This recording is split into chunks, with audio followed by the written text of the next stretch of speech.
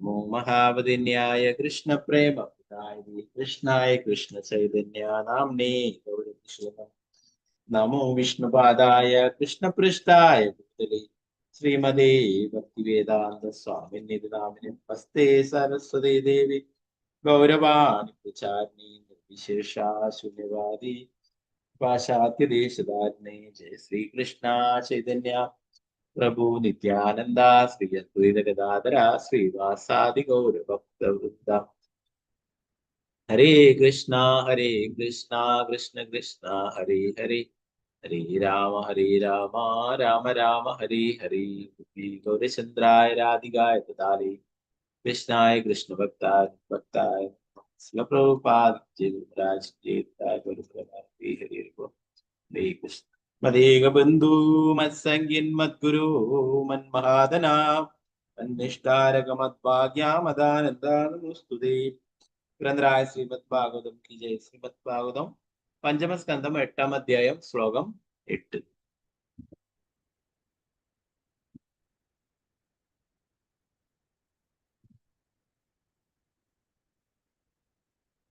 Mandazi screen കാണാലോ അല്ലേ? ഹരേ കൃഷ്ണ. കാണാം രുചി. ഹരേ കൃഷ്ണ. ഓം നമോ ഭഗവതേ വാസുദേവായ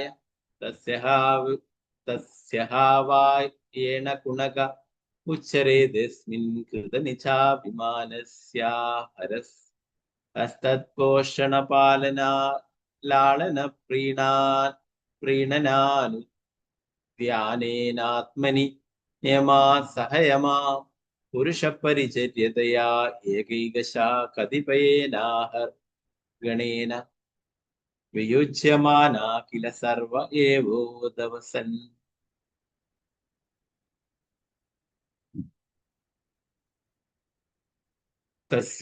തസ്യഹാവയേന ഗുണക ഉച്ചരേതസ്മിൻ കൃതനിചാഭിമാനസ്യാഹര ഹസ്തപോഷണപാലന ലാളന പ്രീണനാനുധ്യാനേനാത്മനി ധ്യാനേനാത്മനിയമാ സഹയമാ പുരുഷപരിചര്യാദയ ഏകൈകശ കതിപയേനാഹർ ഗണേന വിയുജ്യമാനാ കില സർവ ഏവോദവസൻ.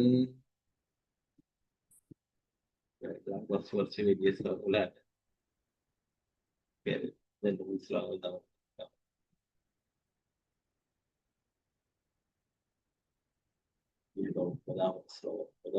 ശ്ലോകം കുറച്ച് കൊടുക്കും. ഓം നമോ ഭഗവതേ വാസുദേവായ അഹോബതായം ഹരിണകുണക കൃപണ ഈശ്വരരഥ ചരണ പരിഭ്രമണയത്ലേണ സ്വഗണ സുഹൃദ്ബന്ധുഭ്യാ പരിവർജിത ശരണം ച ഉപസാദിതോ മാമേവ മാതാപിതരൗ പ്രാതുജ്ഞാദീന്യതൗ കാം ചൈവോപയായ ജ്ഞാന്യാം കഞ്ചന വേദമയ്യതി വിസ്രബ്ദശാദ ഏവമയാ മത്പരായണസ്യ പോഷണപാലന പ്രീണനാലാളന മനസ്സൂയൂരാനുഷ്ഠേയം ശരണ്യേവേഷാദോഷവിദൂഷാ. അഹോപതായം ഹരിണകുണകൃപണ ഈശ്വരരഥ ശരണ പരിഭ്രമണ രയേണ സ്വഗണ സുഹൃദ്ബന്ധുഭ്യാ പരിവർജിത ശരണം ച മോപസാദിതോ മാമേവ മാതാപിതരൗ പ്രാതുജ്ഞാദീന്യതൗകാംശൈവോപേയ ജ്ഞാന്യം കശ്ചന വേദമയ്യതി വിസ്രബ്ദ ശാദ ഏവ മയാ മത്പരായണസ്യ പോഷണപാലന പ്രീണനലാളന മനസ്സൂയുജ്ഞാനുഷ്ഠേയം ശരണ്യോപേക്ഷദോഷവിദൂഷാ.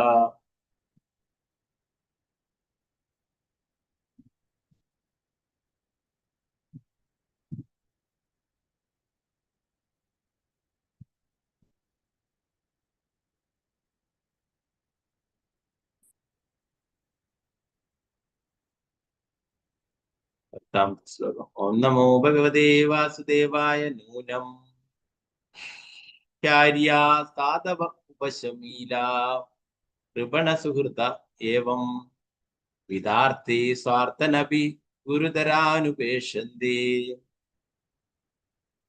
നൂനം നൂനം ഹാര്യാ സാധവ ഉപശമീല കൃപണ സുഹൃത ഏവം വിദാർത്തേ സ്വാർത്ഥനപി ഗുരുതരാനുപേക്ഷന്തേ.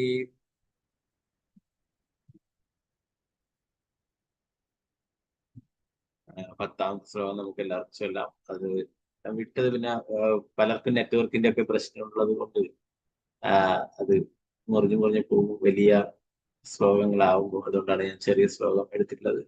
ഓക്കെ, പത്താമത്തെ ശ്ലോകം നമുക്ക് എല്ലാവർക്കും ചൊല്ലാം. ഓം നമോ ഭഗവതേ വാസുദേവായ. ഓം നമോ ഭഗവതേ കുറച്ച് മേളിലോട്ടപ്പാ. അത് പേജിന്റെ അടിഭാഗം. നൂനം ഹാര്യാ സാധവോപശമീല കൃപണ സുഹൃത ഏവം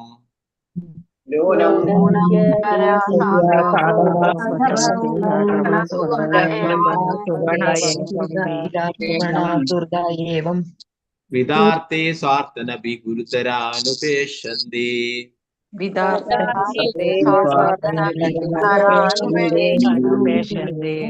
ന്യൂനം ഹാര്യാ സാധവ ഉപശമീല കൃപണ സുഹൃത ഏവം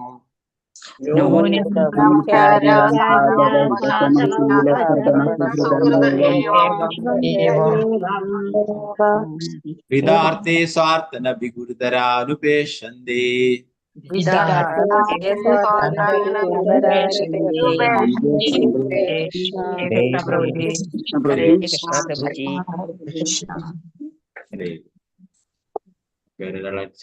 अंबिका केशवी देवदास माता जी हरे कृष्ण प्रभु जी। ओम नमो भगवते वासुदेवाय। नूनं ह्यार्या साधव उपशमशीला कृपण सुहृद एवं विधार्ते स्वार्थानपि गुरुतरानुपेक्षन्ते। हरे कृष्ण प्रभु जी। हरे कृष्ण। मालती श्याम देवदास माता जी हरे कृष्ण। हरे कृष्ण प्रभु जी। चलो। ओम नमो भगवते वासुदेवाय। नूनं ह्यार्या साधव उपशमशील कृपण सुहृद एवं विधार्ते स्वार्थानपि गुरुतरानुपेक्षन्ते। हरे कृष्ण प्रभु जी। हरे कृष्ण। सुवर्ण प्रभा माता जी हरे कृष्ण। हरे कृष्ण प्रभु जी। हरे कृष्ण। ओम नमो भगवते वासुदेवाय। नूनं ह्यार्या साधव उपशमशीला कृपण सुहृद एवं विधार्ते स्वार्थानपि गुरुतरानुपेक्षन्ते। हरे कृष्ण प्रभु जी। हरे कृष्ण।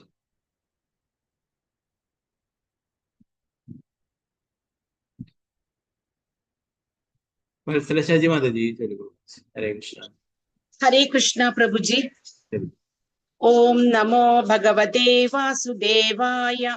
नूनं ह्यार्या साधव उपशमशीला कृपण सुहृद एवं विदार्ते स्वार्थानपि गुरुतरानुपेक्षन्ते। हरे कृष्ण प्रभु जी। हरे कृष्ण। विजयनारायण माता जी हरे कृष्ण प्रभु जी। ओम नमो भगवते वासुदेवाय। नूनं ह्यार्या साधव उपशमशीला कृपण सुहृद एवं विधार्ते स्वार्थानपि गुरुतरानुपेक्षन्ते। हरे कृष्ण प्रभु जी। हरे कृष्ण। निर्मला माता जी हरे कृष्ण। हरे कृष्ण प्रभु जी। ओम नमो भगवते वासुदेवाय। नूनं ह्यार्या साधव उपशमशील कृपण सुहृद एवं विदार्ते स्वार्थानपि गुरुतरानुपेक्षन्ते। हरे कृष्ण प्रभु जी। हरे। ഓക്കെ, ഇത് അടിയിലത്തെ പേജിന്റെ ഏറ്റവും അടിയിലത്തെ ലൈൻ ആയതുകൊണ്ടാണ്. അപ്പൊ അഥവാ ചൊല്ലാൻ ബുദ്ധിമുട്ടുള്ളവർ പറഞ്ഞാൽ മതി. പിന്നീട് അടുത്ത 11ാമത്തെ ശ്ലോകം പക്ഷെ നമുക്ക് അങ്ങനെയുള്ളവർക്ക് ചൊല്ലാം കേട്ടോ. പങ്കജാക്ഷി മാതാജി ഹരേ കൃഷ്ണ. हरे कृष्ण प्रभु जी प्रणामम। प्रणाम। ओम नमो भगवते वासुदेवाय। नूनं ह्यार्या साधव उपशमशील कृपण सुहृद एव विदार्ते स्वार्थानाभिगुरुतरानुपेक्षन्ते। हरे कृष्ण प्रभु जी। हरे कृष्ण। വിരജയതസ്മതി ചൊല്ലിക്കൊള്ളു. ഹരേ കൃഷ്ണ പ്രഭുജി. ഹരേ ഓം കൃഷ്ണ. നമോ ഭഗവതേ വാസുദേവായ.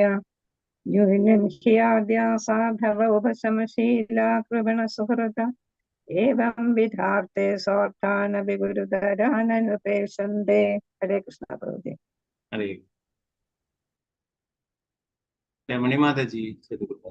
ഹരേ കൃഷ്ണ.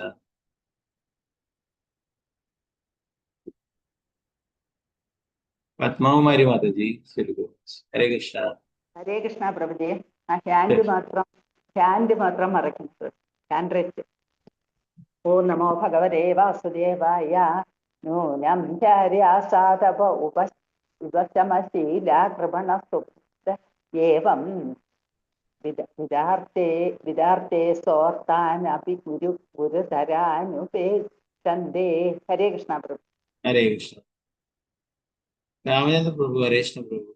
ഹരേ കൃഷ്ണ പ്രഭുജി. ഓം നമോ ഭഗവതേ വാസുദേവായ. ന്യൂനം ശൈര്യ സാധവ ഉപശമശീല കൃപണ സുഹൃത ഏവം വിദാർത്ഥേ സ്വാർത്ഥാനപി ഗുരുതരാനുപേക്ഷന്തേ. ഹരേ കൃഷ്ണ പ്രഭുജി. ഹരേ കൃഷ്ണ. സീതാരാമനുണ്ണി മാതാജി. ഹരേ കൃഷ്ണ. ഹരേ കൃഷ്ണ പ്രഭുജി. ഹരേ കൃഷ്ണ. ഓം നമോ ഭഗവതേ വാസുദേവായ. ന്യൂനം ഹ്യാരാ സാധവ ഉപശമശീല കൃപണ സുഹൃദ ഏവം വിദാർത്തോ സാർത്ഥാനപി ഗുരുതരാനുപേക്ഷന്തേ. ഹരേ കൃഷ്ണ പ്രഭുജി. ഹരേ കൃഷ്ണ. തങ്കമണി മാതാജി. ഹരേ ഹരേ കൃഷ്ണ. കൃഷ്ണ പ്രഭുജി. ഹരേ കൃഷ്ണ. ഓം നമോ ഭഗവതേ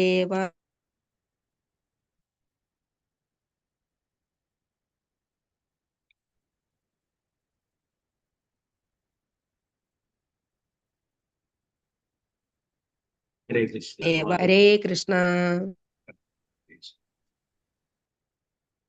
രമണി മാതാജി ഇപ്പൊ ചൊല്ലാൻ പറ്റുന്ന ചൊല്ലുന്നു. ഹരേ കൃഷ്ണ. ഹരേ കൃഷ്ണ.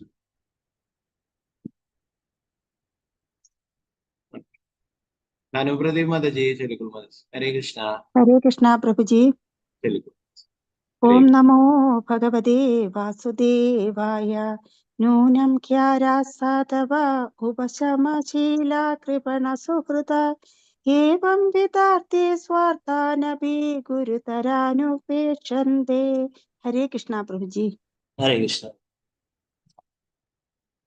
രതിയാചാരി മാതാജി ചൊല്ലിക്കൊള്ളു. ഹരേ കൃഷ്ണ. ഹരേ കൃഷ്ണ പ്രഭുജി. ഓം നമോ ഭഗവതേ വാസുദേവായ.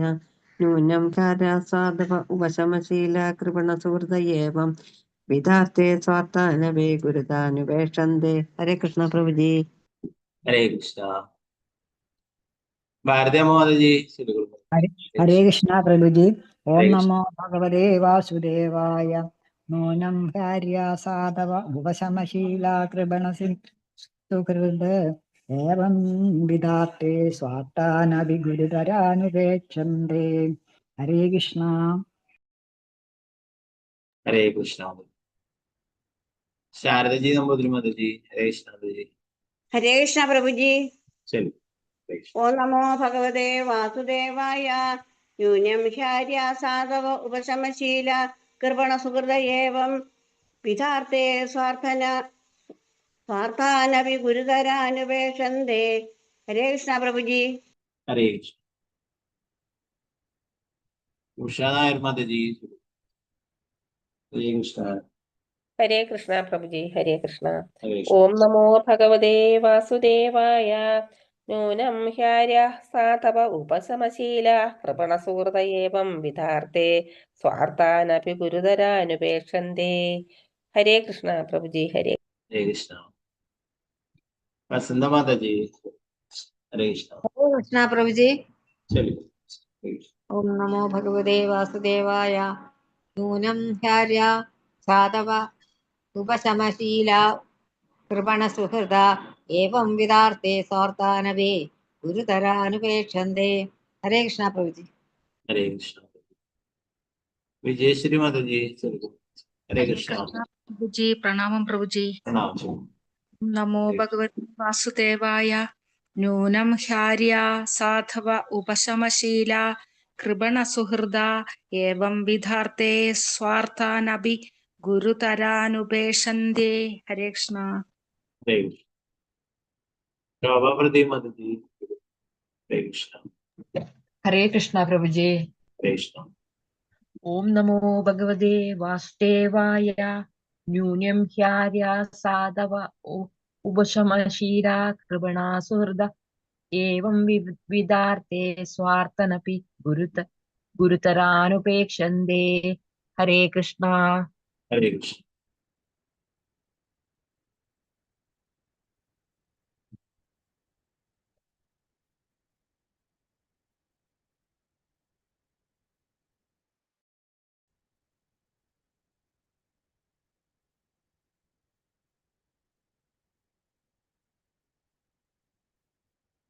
സലാം മാതാജി. ഹരേ കൃഷ്ണ മാതാജി.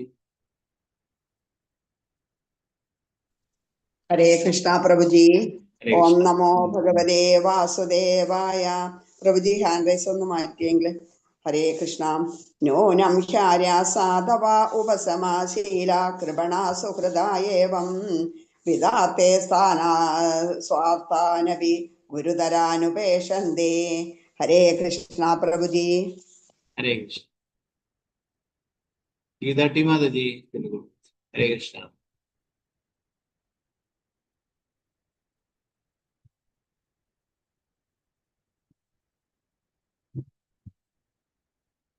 ഗീതാസി മാതാജി തെലുഗു. ഹരേ കൃഷ്ണ. ഹരേ കൃഷ്ണ പ്രഭുജി. തെലുഗു. ഹരേ കൃഷ്ണ. ഓം നമോ ഭഗവതേ വാസുദേവായ.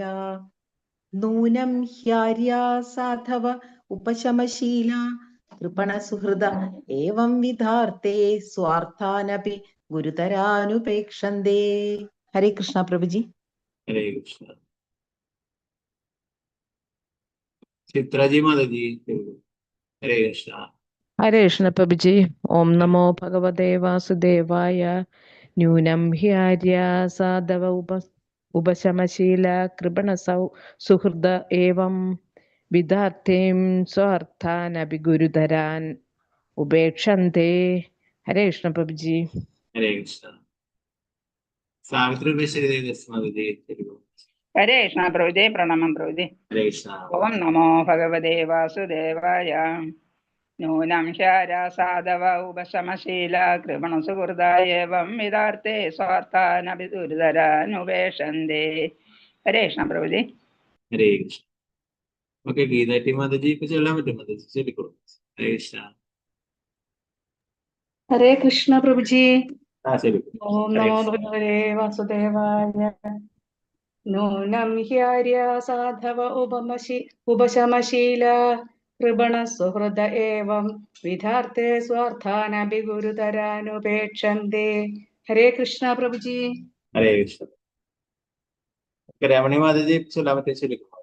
ഹരേ കൃഷ്ണ. ഹരേ കൃഷ്ണ പ്രഭുജി. ചൊല്ലു. ഓം നമോ ഭഗവതേ വാസുദേവായ. നൂനം ഹ്യാര്യ സാധവ ഉപശമശീലാഃ കൃപണ സുഹൃദ ഏവം വിദാർത്തേ സ്വാർത്ഥാനപി ഗുരുതരാനുപേക്ഷന്തേ. ഹരേ കൃഷ്ണ പ്രഭുജി. ഹരേ കൃഷ്ണ. ശ്രീജി മാതാജി ചൊല്ലിക്കോളൂ. ഹരേ കൃഷ്ണ. ഹരേ കൃഷ്ണ പ്രഭുജി. ചൊല്ലിക്കോളൂ. ഓം നമോ ഭഗവതേ വാസുദേവായ. നൂനം ഹ്യാര്യാഃ സാധവ ഉപശമശീലാഃ കൃപണ സുഹൃദ ഏവം വിധാർത്തേ സ്വാർത്ഥാനപി ഗുരുതരാനുപേക്ഷന്തേ. ഹരേ കൃഷ്ണ പ്രഭുജി. ഹരേ കൃഷ്ണ. നമുക്ക് നേരത്തെ എടുത്തിട്ടുള്ള 8ാമത്തെ ശ്ലോകം നോക്കാം.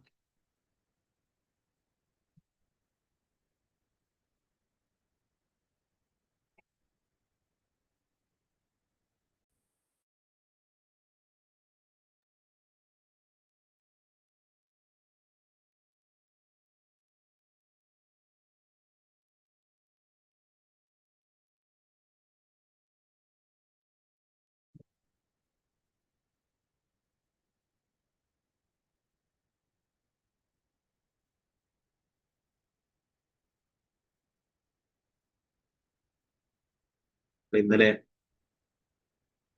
രാജാവ് ആ മാൻകുട്ടീനെ എടുത്തു ആശ്രമത്തിലേക്ക് കൊണ്ടുപോകുന്നൊക്കെയാണ് നോക്കിയിട്ടുണ്ടായിരുന്നത് അല്ലെ. അതിന്റെ ആ മാൻകുട്ടിയുടെ അമ്മയായിട്ടുള്ള മാന് അക്കരെ പോയിട്ട് അത് മരിച്ചു വീഴുകയും ചെയ്തു. എട്ടാമത് അതിന്റെ ബാക്കിയായിട്ട് വരുന്നത് ഓം നമോ ഭഗവതേ വാസുദേവായ തസ്യഹായ് വാക്യേന ഗുണക ഉച്ചരേതസ്മിൻ കൃതനിജാഭിമാനസ്യ ഹര ഹസ്തപോഷണ പാലനാലാളന പ്രീണനാനുദ്യാനേനാത്മനിയമാ സഹയമാം പുരുഷ പരിചര്യദ്യയേകൈകശ കതിബേനാഹർഗണേന വിയുജ്യമാനാ കില സർവ ഏവോദവസൻ.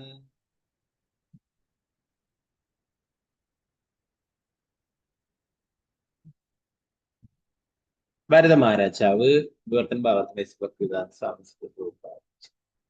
ഭരത മഹാരാജാവ്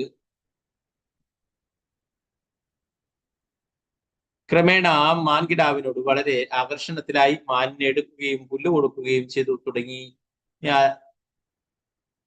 അദ്ദേഹം കടുവകൾ പോലുള്ള മൃഗങ്ങളുടെ ആക്രമണങ്ങളിൽ നിന്നും അതിനെ സംരക്ഷിക്കുവാൻ എപ്പോഴും ശ്രദ്ധാലുവായി. അതിന് ചൊറിച്ചിലുണ്ടാകുമ്പോൾ ചൊറിഞ്ഞു കൊടുത്തും ഓമനിച്ചും അദ്ദേഹം അതിനെ എപ്പോഴും സുഖമുള്ള അവസ്ഥയിൽ കാത്തു സൂക്ഷിച്ചു. ചില സമയങ്ങളിൽ അദ്ദേഹം അതിനെ സ്നേഹാതിരേകത്താൽ ചുംബിച്ചു. പ്രകാരം ആ മാനിനെ പോറ്റി വളർത്തുന്നതിൽ ബദ്ധശ്രദ്ധനായ ഭരത മഹാരാജാവ് തന്റെ ആധ്യാത്മിക ജീവിതത്തിന്റെ പുരോഗതിക്കുള്ള നിയമക്രമങ്ങളുടെ പാലനവും ക്രമേണ പരമദിയോധ പുരുഷനായ ഭഗവാന്റെ ആരാധനയും വിസ്മരിച്ചു. അങ്ങനെ ദിവസങ്ങൾ നീളവേ അദ്ദേഹം തന്റെ ആധ്യാത്മിക പുരോഗതിക്ക് അത്യന്താപേക്ഷിതങ്ങളായ എല്ലാം തന്നെ വിസ്മരിച്ചു.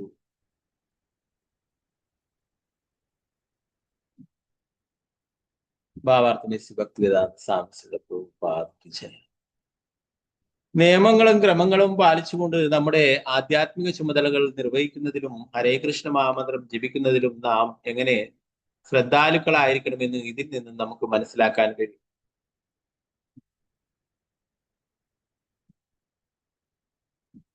ഇത് ചെയ്യാതിരിക്കുന്ന പക്ഷം നാം ക്രമാനുഗതമായി താഴേക്ക് പതിക്കും. നമ്മൾ അത് രാവിലെ ഉണരണം, സ്നാനം ചെയ്യണം, മംഗളാരതിയിൽ പങ്കെടുക്കണം, വിഗ്രഹത്തെ ആരാധിക്കണം, ഹരേ കൃഷ്ണ മന്ത്രം ജപിക്കണം, വൈദിക സാഹിത്യങ്ങൾ പഠിക്കണം, ആചാര്യന്മാരും ആധ്യാത്മിക ഗുരുവും അനുശാസിക്കുന്ന നിയമങ്ങൾ പിന്തുടരണം.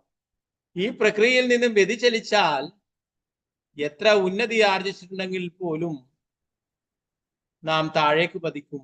ഭഗവത്ഗീത 18:5 പ്രസ്താവിച്ചിട്ടുള്ളതുപോലെ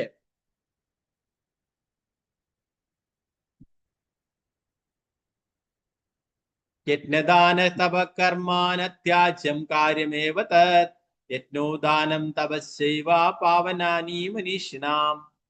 യജ്ഞവും ദാനവും തപശ്ശരികളും ഉപേക്ഷിക്കപ്പെടരുത്, അവ നിർവഹിക്കപ്പെടണം. തീർച്ചയായും യജ്ഞവും ദാനവും തപസ്സും മഹാത്മാക്കളെ പോലും പവിത്രീകരിക്കും. ജീവിതത്തിന്റെ സന്യാസക്രമത്തിലുള്ള ഒരുവൻ പോലും ക്രമീകൃത തത്വങ്ങൾ ഒരിക്കലും കൈവെടിയരുത്. അവൻ വിഗ്രഹത്തെ ആരാധിക്കുകയും അവന്റെ സമയവും ജീവിതവും കൃഷ്ണന്റെ സേവനത്തിന് സമർപ്പിക്കുകയും ചെയ്യണം.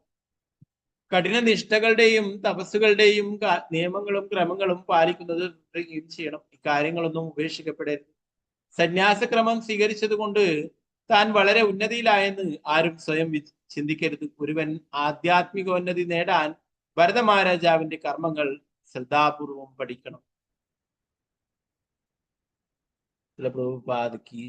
നാരായണ നമസ്കൃത്യ നരം ചൈവ നരോത്തമം ദേവീം സരസ്വതിം വ്യാസം തതോ ജയമുദ്രേ. നഷ്ടപ്രായേഷു ഭദ്രേഷു നിത്യം ഭാഗവത സേവയാ ഭഗവതി ഉത്തമ ശ്ലോകേ ഭക്തിർഭവതി നൈഷ്ഠികേ. മൂകം കരോതി വാചാലം പങ്കും ലംഘയതേ ഗിരിം യത്കൃപാതമഹം വന്ദേ ശ്രീഗുരു ദീനധാരണം പരമാനന്ദ മാധവം ശ്രീചൈതന്യേശ്വരം. നമോ വിഷ്ണുപാദായ കൃഷ്ണപൃഷ്ഠായ ഭൂതലേ ശ്രീമതേ ഭക്തിവേദാന്ത സ്വാമിന്നിധി നാമ. നമസ്തേ സാരസ്വതേ ദേവേ ഗൗരവാണി പ്രചാരണേ നിർവിശേഷ ശൂന്യവാദി പാശ്ചാത്യദേശധാരണേ. ജയ ശ്രീകൃഷ്ണ ചൈതന്യ പ്രഭു നിത്യാനന്ദ ശ്രീ അദ്വൈത ഗദാധര ശ്രീവാസാദി ഗൗരഭക്തവൃന്ദ. ഹരേ കൃഷ്ണ കൃഷ്ണ കൃഷ്ണ ഹരേ ഹരേ, ഹരേ രാമ രാമ രാമ ഹരേ ഹരേ. ഗുരുവേ ഗൗരചന്ദ്രായ രാധികായ ദാതേ കൃഷ്ണായ കൃഷ്ണായ ഭക്തായ. പ്രഭുപാദ് की जय, गुरु महाराज की जय. ഹരേ കൃഷ്ണ. ഈ ശ്ലോകത്തിൽ പറഞ്ഞത് ഭരത മഹാരാജാവ് ആ മാനിനോട് വളരെ ആകർഷണത്തിനായി എപ്പോഴും മാനിനെ പരിപാലിക്കുകയായിരുന്നു. മാനിന് പുല്ല് കൊടുക്കുക, പിന്നെ അതിനെ മറ്റു മൃഗങ്ങളിൽ നിന്നും സംരക്ഷിക്കുക, അതുപോലെ അതിന് ചൊറിച്ചിലുണ്ടാകുമ്പോൾ ചൊറിഞ്ഞു കൊടുക്കുക. മൃഗങ്ങൾക്കൊക്കെ അവർക്ക് ചെറിയ ചെറിയ ജീവികളൊക്കെ അതിനെ കടിച്ചിട്ട് ഇങ്ങനെ ചൊറിച്ചിലുണ്ടാവും അല്ലെ. അഥവാ അവിടെയൊക്കെ തടയി കൊടുക്കുമ്പോൾ അതിന് നല്ല ഇതായിരിക്കും. പ്രത്യേകിച്ച് പശുക്കൾക്കൊക്കെ അവർക്ക് പല സ്ഥലങ്ങളിലും ചിലതൊക്കെ അത് മുഖം കൊണ്ട് ഒക്കെ ഉരച്ചിട്ടൊക്കെ ഇതാക്കും അല്ലെ. പല സ്ഥലങ്ങളിലും അതിനെ ചൊറിയാൻ കഴിയില്ല, പ്രത്യേകിച്ച് കഴുത്തിന്റെ താഴെ അങ്ങനെയുള്ള സ്ഥലങ്ങൾ അല്ലെ. അപ്പൊ അവിടെയൊക്കെ തടവി കൊടുക്കുക. അവിടെയൊക്കെ ചെയ്യുമ്പോൾ എന്താണ് അതിന് നല്ല സന്തോഷമാവും അല്ലെ. ഓ പശു എന്താണ് നമുക്ക് അതിനെ താലോലിക്കാം, അതിനെ സംരക്ഷിക്കാം. ഗോ സംരക്ഷണം ഭഗവാൻ ഇഷ്ടം തന്നെയാണ് അല്ലെ. പശുക്കളെ സംരക്ഷിക്കുന്നത് ഭഗവാൻ വളരെ പ്രിയം. അപ്പൊ പശുക്കളെയൊക്കെ അങ്ങനെ ചെയ്യുന്ന കാണാം. ഗോശാലകളിലൊക്കെ പശുവിനെ ചൊറിഞ്ഞു കൊടുക്കുന്നത് ഒക്കെ. ചില ആൾക്കാരൊക്കെ ചെറിയ ബ്രഷൊക്കെ വാങ്ങിച്ചിട്ട്, അധികം ഹാർഡല്ലാത്ത സോഫ്റ്റ് ബ്രഷൊക്കെ വാങ്ങിച്ചിട്ട് അതിനൊക്കെ അതിന്റെ രോമത്തിലൊക്കെ വരച്ചിട്ട് അപ്പൊ അതിന് നല്ല സുഖമായിട്ട് അതിങ്ങനെ കാണിച്ചു. അതുപോലെ ഇവിടെ പറയുന്നു, മാനിന് ചൊറിച്ചൽ ഉണ്ടാകുമ്പോൾ ചൊറിഞ്ഞു കൊടുത്തിട്ട് ഓമനിച്ചിട്ടും അതിനെ എപ്പോഴും സുഖമുള്ള അവസ്ഥയിൽ സൂക്ഷിച്ചു. ചില സമയം അദ്ദേഹം അതിനെ സ്നേഹാതിരേകത്താൽ ചുംബിച്ചു. ഇപ്രകാരം ആ മാനിനെ പോറ്റി വളർന്ന് ബദ്ധശ്രദ്ധനായ ഭരത മഹാരാജാവ് തന്റെ ആധ്യാത്മിക ജീവിതത്തിന്റെ പുരോഗതിക്കുള്ള നിയമക്രമങ്ങളുടെ പാലനവും ക്രമേണ പരമദിവ്യപുരുഷനായ ഭഗവാന്റെ ആരാധനയും വിസ്മരിച്ചു. അങ്ങനെ ദിവസങ്ങൾ നീളവേ അദ്ദേഹം തന്റെ ആധ്യാത്മിക പുരോഗതിക്ക് അത്യന്താവിശദങ്ങളായ എല്ലാം തന്നെ വിസ്മരിച്ചു. അപ്പൊ നേരത്തെ എന്തായിരുന്നു ഉണ്ടായിരുന്നത്? ഗായത്രി മന്ത്രം അല്ലെ. ഗണ്ഡകി നദിയിലെ കുളിച്ച് സ്നാനം ചെയ്ത് അവിടെ ഇരുന്നിട്ട് ഗായത്രി മന്ത്രം ജപിച്ചുകൊണ്ടിരിക്കുന്ന അവസരത്തിലാണ് ആ മാൻകുട്ടി ഓം എന്ന് ഉച്ചരിച്ചു കൊണ്ടിരിക്കുന്ന ആ അവസരത്തിലാണ് അവിടേക്ക് വന്നിട്ടുണ്ടായിരുന്നു അല്ലെ. പ്രഭുപാദൻ നേരത്തെ ഗായത്രി മന്ത്രം ഓം തത്സവിതുർവരണ്യം ഭർഗോ ദേവസ്ഥിതി പറയുന്നത് ആ സൂര്യനെ ധ്യാനിച്ചുകൊണ്ട്, സൂര്യനാരായണനെ ധ്യാനിച്ചുകൊണ്ട് ആ മന്ത്രം ജപിക്കാൻ തുടങ്ങുമ്പോഴാണ് ഇങ്ങനെ ഒരു കാര്യം നടന്നിട്ടുണ്ടായിരുന്നു അല്ലെ. സിംഹം പിന്തുടർന്ന് വരികയും മാൻകുട്ടി വീഴുകയൊക്കെ ചെയ്തു. അപ്പോ അത് അവിടെ അന്നേരം നിർത്തിയിട്ടുണ്ടായിരുന്നതാണ് അല്ലെ. പിന്നീട് അത് തുടർന്നതേയില്ല എന്നാണ് ഇവിടെ പറയുന്നത്. എപ്പോഴും മാനിനെ സംരക്ഷിക്കുവാനായിട്ട് തന്റെ ചുമതലകൾ എന്താണെന്ന് പറഞ്ഞു. ഭരത മഹാരാജാവ് ചക്രവർത്തി ആയിരുന്നു. എന്തിനു വേണ്ടിയിട്ടാണ് അതൊക്കെ ഉപേക്ഷിച്ചിട്ട് പോയിട്ടുള്ളത്? ആധ്യാത്മിക ഉന്നതിക്ക് വേണ്ടിയിട്ടായിരുന്നു അല്ലെ. അദ്ദേഹത്തിന് പോറ്റി വളർത്താനും ലാളിക്കാനും 5 മക്കളുണ്ടായിരുന്നു അല്ലെ. അപ്പോ ഇവിടെ അതിനൊക്കെ അദ്ദേഹത്തിന്റെ ഭാര്യയും മക്കളെയും സമ്പത്തും കൊട്ടാരവും പദവിയും ഒക്കെ ത്യജിച്ചിട്ട് പോയിട്ടുള്ളത് ഭക്തിയുത സേവനങ്ങൾ അനുഷ്ഠിച്ച് ഭഗവാന്റെ അടുത്തേക്ക് തിരിച്ചു പോകാനാണ് അല്ലെ. എന്നാൽ ഇവിടെ ആ ഒരു മാനിനോട് അറ്റാച്ച്മെന്റ് ഉണ്ടായിട്ട് ഭഗവാനെ മറന്നുപോയി, ഭക്തിയുത സേവനങ്ങൾ അനുഷ്ഠിക്കുവാൻ മറന്നുപോയി. അപ്പൊ അതുകൊണ്ട് പതനം സംഭവിച്ചു എന്നാണ്. എല്ലാം ഉപേക്ഷിച്ചു വരുന്നത്. ഗായത്രി മന്ത്രവും നാമജപവും എല്ലാം ഉപേക്ഷിച്ചു. അപ്പൊ പ്രഭുപാദർ ഇവിടെ നമ്മളോട് താക്കീത് ചെയ്യുന്നു, വളരെ ശ്രദ്ധാലുക്കളായിരിക്കണം നമ്മൾ എന്ന് പറയും. നിയമങ്ങളും ക്രമങ്ങളും പാലിച്ചുകൊണ്ട് നമ്മുടെ ആധ്യാത്മിക ചുമതലകൾ നിർവഹിക്കുന്നതിലും ഹരേ കൃഷ്ണ മഹാമന്ത്രം ജപിക്കുന്നതിലും നാം എങ്ങനെ ശ്രദ്ധാലുക്കളായിരിക്കണമെന്ന് ഇതിൽ നിന്ന് നമുക്ക് മനസ്സിലാക്കാൻ കഴിയും. ഇത് ചെയ്യാതിരിക്കുന്ന പക്ഷം നാം ക്രമാനുഗതമായി താഴേക്ക് പതിക്കും. എന്താ പറയുന്നത്? ഭരത മഹാരാജാവ് ചെയ്തത് നല്ലൊരു കാര്യം തന്നെയാണ്. ഒരു തള്ള ഇല്ലാത്ത ഒരു മാൻ കുഞ്ഞിനെ സംരക്ഷിച്ചതിനെ. എന്നാൽ അദ്ദേഹത്തിന്റെ കടമ ചുമതല മറന്നുപോയി. അവിടെയാണ് തെറ്റുപറ്റിയത്. അല്ലാതെ ഒരു മാൻകുട്ടിയെ സംരക്ഷിക്കുന്നത് എന്താ പലരും പറയും, അതൊരു മാൻകുട്ടിയെ സംരക്ഷിച്ച് ഇത്ര വലിയ തെറ്റാണ്. തെറ്റല്ല, അത് നല്ല കാര്യം തന്നെയാണ്. എന്നാലേ തന്റെ ഡ്യൂട്ടി മറന്നുപോയി അല്ലെ. അപ്പൊ അതുകൊണ്ടാണ് വീഴ്ച സംഭവിച്ചത്.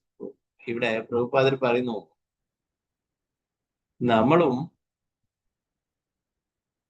എല്ലാ നിയമങ്ങളും ക്രമങ്ങളും പാലിച്ചുകൊണ്ട് നമ്മുടെ ആധ്യാത്മിക ചുമതലകൾ നിർവഹിക്കുന്നതിനും ഹരേ കൃഷ്ണ മഹാമന്ത്രം ജപിക്കുന്നതിലും നാം എങ്ങനെ ശ്രദ്ധാലുക്കളമായിരിക്കണമെന്ന് ഇതിൽ നിന്ന് നമുക്ക് മനസ്സിലാക്കാൻ കഴിയും. ചെയ്യാതിരിക്കുന്ന പക്ഷം നാം ക്രമാനുഗതമായി താഴേക്ക് പതിക്കും. ഇത് സത്യമാണ്, യാതൊരു ഡൗട്ടും വേണ്ട. നമ്മള് 16 മാല ജപിക്കും, 4 നിയമങ്ങളൊക്കെ പാലിക്കും, ഭക്തിത സേവനങ്ങളൊക്കെ അനുഷ്ഠിക്കുമെന്ന് പ്രതിജ്ഞ എടുത്തിട്ടുള്ളവരാണെങ്കിൽ നമ്മളത് തുടരും അല്ലെ. ആ ദീക്ഷ എടുക്കുമ്പോൾ അഗ്നിയെ സാക്ഷിയാക്കി, ഭഗവാനെ സാക്ഷിയാക്കി, ഗുരു പരമ്പരയെ സാക്ഷിയാക്കി, പ്രഭുപാദരെ സാക്ഷിയാക്കിയിട്ട് ഒക്കെ നമ്മള് അവിടെ പ്രതിജ്ഞ എടുക്കുന്നതാണ് അല്ലെ. ഇത് നമ്മൾ തുടരാതിരിക്കുമ്പോൾ എന്താണ്, നമ്മള് തീർച്ചയായിട്ടും പതിച്ചു പോകുമെന്ന് പറയും. അത് നമുക്ക് മനസ്സിലാവില്ല, എന്നാല് നമ്മുടെ അടുത്തുള്ള ആൾക്ക് അത് മനസ്സിലാവും എന്തൊക്കെയാണ് സംഭവിക്കുന്നത്. നമ്മളെന്താണ് മായയുടെ കെണിയിലായതുകൊണ്ട് ഒരാൾ പതിച്ചു പോകുന്ന ഒരാൾക്ക് തനിക്ക് എന്താണ് സംഭവിക്കുന്നതെന്ന് മനസ്സിലാവില്ല. ഒരു ഭരത മഹാരാജാവിന് അത് മനസ്സിലാവുന്നില്ല, താൻ ഭക്തിയിൽ നിന്നും പതിച്ചു പോവുകയാണ് ചെയ്യുന്നത് എന്നുള്ള കാര്യം. എന്നാൽ അത് വേറൊരാള് വീക്ഷിക്കുന്നുണ്ടെങ്കിൽ എന്താണ്, അയാൾക്ക് മനസ്സിലാവും അല്ലെ. അയാള് രാവിലെ എഴുന്നേൽക്കുന്നില്ല, കുളിക്കുന്നില്ല, സ്നാനം ചെയ്യുന്നില്ല, ജപിക്കുന്നില്ല, ഗായത്രി ജപിക്കുന്നില്ല, മറ്റുള്ള ഭക്തി സേവനങ്ങൾ അനുഷ്ഠിക്കുന്നില്ല, ഭഗവാനെ ആരാധിക്കുന്നില്ല. ഇതൊക്കെ വേറൊരാൾ കണ്ടു നിൽക്കുന്നുണ്ടെങ്കിൽ അയാൾക്ക് മനസ്സിലാവും. എന്നാൽ ഭരത മഹാരാജാവിന് സ്വയം മനസ്സിലാവും അല്ലെ. അതുപോലെ തന്നെയാണ് നമ്മൾ ഭക്തി സേവനങ്ങൾ ചെയ്യുമ്പോഴും നമ്മള് പലപ്പോഴും നമ്മുടെ ശ്രദ്ധ മറ്റുള്ളതിലൊക്കെ പോയിട്ട് നമ്മൾ അതൊക്കെ വിട്ടുപോയി കഴിഞ്ഞാല് തീർച്ചയായിട്ടും പതിച്ചു പോകും. അത് വളരെയേറെ ശ്രദ്ധിക്കണം അല്ലെ. അത് നമുക്ക് മനസ്സിലാവില്ല. പതുക്കെ പതുക്കെ നമ്മളെ ഓരോ സേവയിൽ നിന്നും പുറത്തേക്ക് പോവുകയാണ്. അവസാനം സേവയൊന്നുമില്ല. അപ്പൊ മായയുടെ കെണിയിലായത് കൊണ്ട് തന്നെ നമ്മൾ വിചാരിക്കും, ഓ സേവനം ചെയ്യേണ്ട, വളരെ സന്തോഷം, പരമസുഖമാണ് എന്ന് വിചാരിക്കും. അത് താഴേക്ക് പതിക്കുന്നതാണ്. പിന്നീട് എല്ലാം ഭക്തി നശിച്ച് ഒന്നുമില്ലാതായി തീരുമാനിച്ചു. അപ്പൊ അതുപോലെ തന്നെയാണ് വൈഷ്ണവ അപരാധങ്ങൾ ചെയ്യുമ്പോഴും ഇത് മാനിനോട് അറ്റാച്ച്മെന്റ് ഉണ്ടെങ്കിൽ അതുപോലെ തന്നെ വൈഷ്ണവ അപരാധങ്ങൾ ചെയ്യുമ്പോഴും നമ്മള് പതുക്കെ ഭക്തിയിൽ നിന്നും താഴേക്ക് പതിക്കും. ഇവിടെ പ്രഭുപാദർ പറയുന്നത് അതുകൊണ്ട് നമ്മള് വളരെ ശ്രദ്ധാലുക്കളായണം. ഇങ്ങനെയുള്ള ആ മഹാത്മാക്കളുടെ, ഭരത മഹാരാജാവ് സാധാരണ ഒരു വ്യക്തിയല്ല, ഭഗവാൻ ഋഷഭദേവന്റെ തന്നെ പുത്രനാണ്.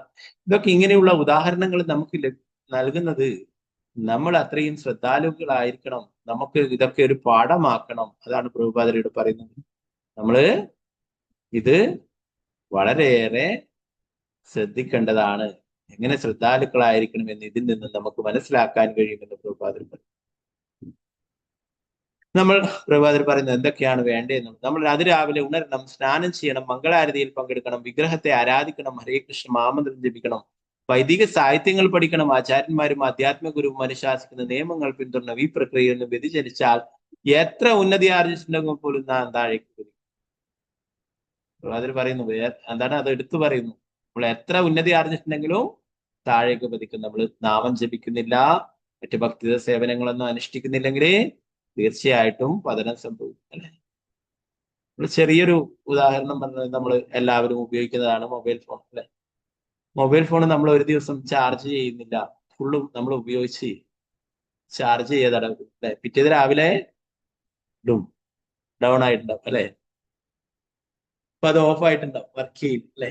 എന്താണ്, അതിന് ചാർജ് ചെയ്തിട്ടില്ല. അതുപോലെ തന്നെ നമുക്കും ആധ്യാത്മിക ഉന്നതിക്ക് വേണ്ടിയിട്ടുള്ള ചാർജ് ചെയ്യുന്നതാണ് ഇതൊക്കെ. നമ്മുടെ സാധനമൊക്കെ ഭക്തി സേവനങ്ങൾ അനുഷ്ഠിക്കുന്ന, നാമം ജപിക്കുന്നതും ഭഗവാനെ ആരാധിക്കുന്നതും ശ്രീമദ് ഭാഗവതും ഭഗവത്ഗീതയൊക്കെ പഠിക്കുന്നതും ശാസ്ത്രങ്ങൾ പഠിക്കുന്നത്, ഇതൊക്കെ അതുപോലെ മംഗളാരതിയിൽ പങ്കെടുക്കുന്നത്. മംഗളാരതി നമുക്ക് ഫിസിക്കലി അമ്പലത്തിൽ പോയിട്ട് പങ്കെടുക്കാൻ പറ്റുമെങ്കിൽ പങ്കെടുക്കാം, അല്ലെങ്കിൽ നമ്മൾ അമ്പലത്തിൽ നടക്കുന്ന മംഗളാരതി രാവിലെ കാണണം, അതിന്റെ കൂടെ കീർത്തനം ചെയ്യണം. അത് അല്ലെങ്കിൽ നമുക്ക് വീട്ടിൽ ചെയ്യാൻ പറ്റുന്നതാണെങ്കിൽ നമുക്ക് വീട്ടിൽ ചെയ്യാം. എങ്ങനെയായാലും അതില് പങ്കെടുക്കണം. അല്ലെങ്കിൽ നമുക്ക് വീട്ടിൽ ചെയ്യാം, അല്ലെങ്കിൽ ക്ഷേത്രത്തിലുള്ളത് കാണാം, അല്ലെങ്കിൽ ക്ഷേത്രത്തിൽ നേരിട്ട് പോകാൻ പറ്റുന്നവർക്ക് ക്ഷേത്രത്തിൽ പോവാം അല്ലെ. ഇത് വളരെ പ്രധാനപ്പെട്ടതാണ്. ഒരു വലിയ പ്രസ്ഥാനം വൃന്ദാവനത്തിലും മറ്റുള്ള സ്ഥലങ്ങളിലൊക്കെ വലിയ കുറെ ക്ഷേത്രങ്ങളും മറ്റുള്ളതൊക്കെ ഉള്ള ആൾക്കാരാണ്. അവരൊരു സംഘടനയുണ്ട്. അപ്പൊ അവരുടെ ഗുരുവിനോട് ചോദിക്കേണ്ടായ ശിഷ്യൻ,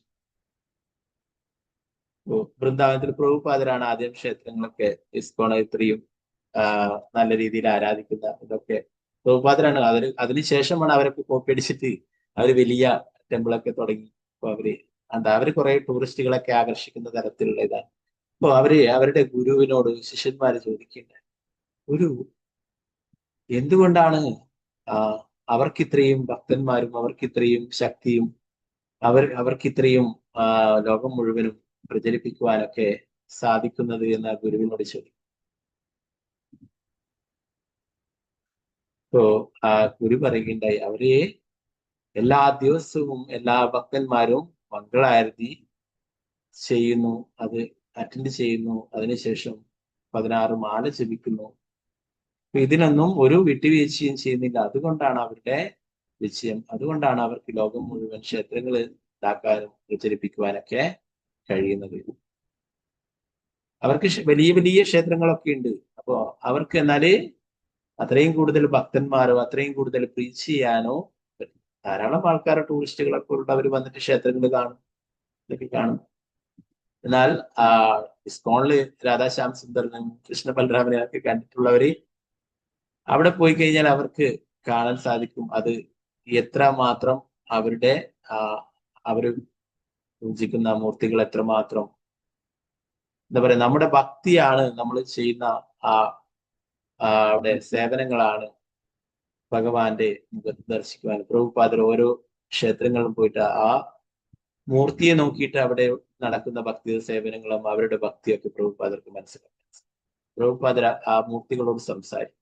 അപ്പൊ അവിടെ പോയി കഴിഞ്ഞാല് നമുക്ക് അങ്ങനെ കൂടുതലായിട്ട് ഈ സ്കോണിൽ പോയിട്ടുള്ള ഒരാൾക്ക് അവിടെ പോയി കഴിഞ്ഞാൽ അങ്ങനെ കൂടുതലായിട്ട് തോന്നില്ല. എന്നാൽ അവിടെ രാധാശ്യാം സുന്ദരം കൃഷ്ണ ബലരാമൻ ഗോവിന്ദത്തായിരൊക്കെ കണ്ടു കഴിഞ്ഞാല് പിന്നെ ആൾക്കാർക്ക് അവിടെ നിന്ന് പോവാൻ തോന്നി. അപ്പൊ അവങ്ങനെ പറയുകയുണ്ടായി എന്ന് പറഞ്ഞു. അപ്പൊ അവര് കാരണം പറയുകയുണ്ടായി എന്തുകൊണ്ടാണ് ഇവരുടെ വിജയം. എല്ലാവരും മംഗളാരതി അറ്റൻഡ് ചെയ്യുന്നു, അതുപോലെ എല്ലാവരും 16 മാല ജപിക്കുന്ന രാവിലത്തെ. അപ്പൊ അതൊക്കെയാണ് അവരുടെ വിജയം എന്ന് പറയുന്നത്. ഇവിടെ പ്രഭുപാദർ പറയുന്നത് എത്ര വലിയ ആളായാലും തീർച്ചയായിട്ടും പതിച്ചു പോകും നമ്മള് ഇവിടെ സാധന അനുഷ്ഠിക്കുന്നില്ലെങ്കിൽ. ഭഗവത്ഗീതയിൽ പറയുന്നു,